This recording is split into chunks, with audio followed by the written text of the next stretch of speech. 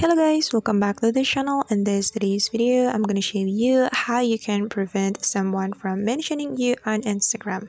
Let's get to it. Here I have opened my Instagram and we're going to prevent someone from mentioning us on Instagram. So the first thing we should do is click on this profile button or profile menu. And then after that, you can click on this button on the top right corner of your screen. Then you gotta choose settings menu right here, guys. After that, you can click on privacy. Alright, and click on mentions. Right, and here you can choose mention from everyone, people you follow, or no one. And since you want to prevent someone from mentioning you on Instagram, you can click on no one right here.